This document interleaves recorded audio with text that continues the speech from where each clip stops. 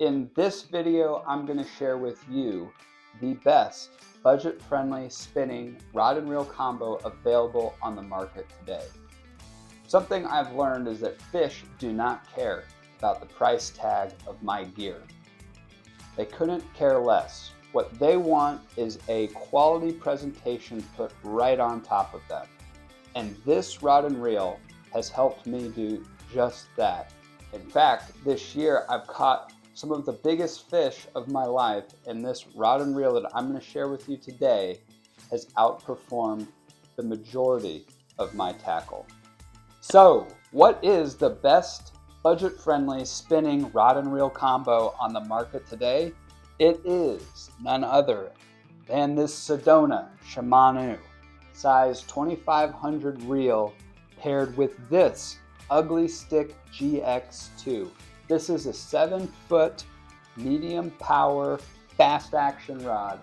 That's what I recommend, and this is it. Now let me tell you why, and hang on, because at the end I'll share some other options that might be a better fit for you.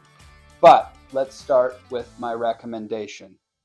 The Sedona 2500 is the perfect budget-friendly reel because it's a jack of all trades. It can catch anything. It has caught me walleye, northern pike, bass, panfish. This thing's caught in the last year my personal best walleye and crappie. Those are two different fish, and it handled both of them very well. I love the drag. I love how smooth it reels. And this reel right here, it's several years old and does not show the signs. While it's lower cost, it still looks nice and handles like a high top shelf reel. It's just simply a good quality product, and it's one I would gladly recommend to any of my friends and you. So there's some other reasons why I recommend this reel. When I was in the Boundary Waters this last summer, I was camping on a fishing trip and like an idiot left my gear out in the rain. The next day got up at the butt crack of dawn to get out on the water and fish. Everything soaked. Oh my gosh, what did I do? I grabbed this rod and reel right here, expecting a difficult day of fishing. And guess what? This thing was still so smooth. It cast, reeled, the drag was perfect. It was like it was bone dry the whole night. And that's really when Sedona hooked me, and it is the reason why I'm recommending it to you. Now, let's talk about this ugly stick right here. The elephant in the room is that I had never really wanted an ugly stick. The reason why I got into the ugly stick is because my kids would step and break my rods. And that might be a parenting problem. However, I needed a solution. I wasn't going to stop fishing with them. So I went to the Bass Pro Shop and I picked up some of these ugly sticks right here because I wasn't going to be heartbroken if they broke one. And it turns out they catch fish like the rest. And I really like this 7-foot. It does a great job of catching fish. It's sensitive, and works very well. This GX2, it's a durable, sensitive rod that helps me even detect the subtle walleye bites. Now, I recommend doing the 7-foot so you can get that sensitivity. The 6-footer I have, I don't really enjoy it as much.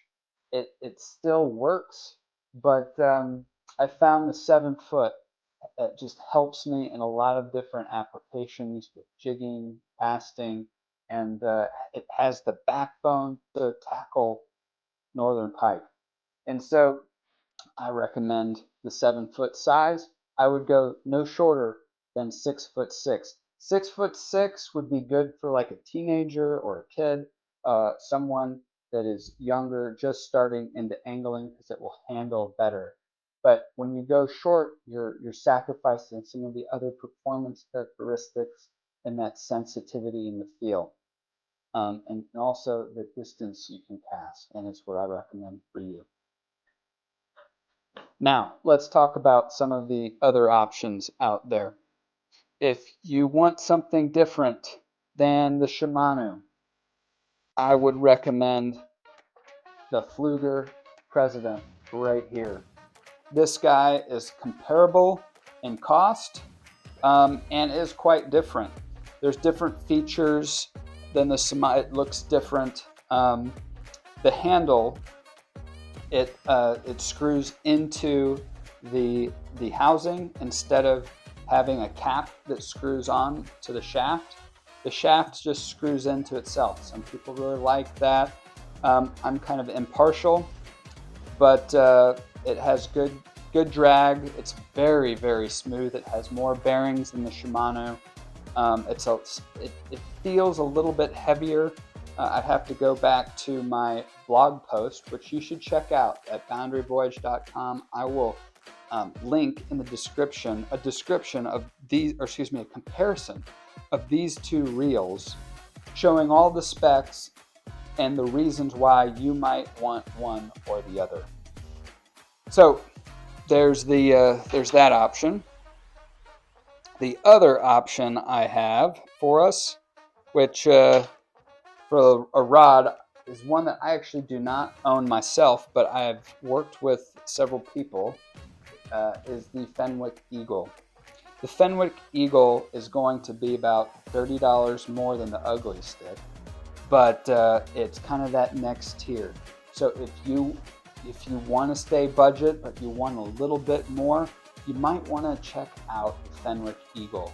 In terms of reel, going to that next size up, not size, but the next quality step up, like the reels that are $20, $30 more than the Sedona and the President, I don't think you're going to get much. I think your money's better spent going in the rod.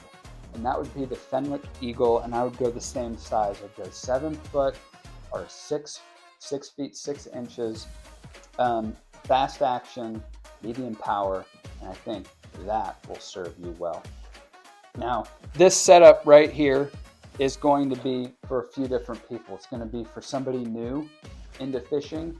It's going to be somebody who, like me, maybe is experienced fisherman, but wants more of a disposable rod, maybe for the kids, maybe for creek hopping or a rugged environment where if it breaks, you're not going to be heartbroken, but something quality that can catch fish.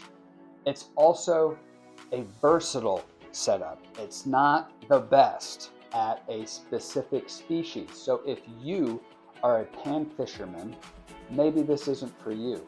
Or if you are a northern pike angler only, this probably isn't for you. If this does very good in the bass and walleye category, but there are better rod and reels in that space. They're going to be more expensive, but this setup allows you to tackle and target all of those species well. It's not going to be the best, but it is going to be the best overall. So if that's what you're looking for, you really can't get much better than this. So I'd ask, if you found value in this content, please like or subscribe to my channel. If you disagree or have another idea of a better budget-friendly spinning rod and reel combo, please post in the comments. I love to learn from people, and I'm sure the people watching this video would love to hear what you have to think as well. Hey guys, one more thing. If you want to buy this rod and reel combo, I want you to go to the link below to my blog, boundaryvoyage.com. There I have all of the specs, even more details than I have shared on this video about this combo, and also links to the reel and the rod. So check out the link in my post, boundaryvoyage.com, the best budget-friendly spinning rod and reel combo. Thank you for sharing your time with me, and looking forward to next time.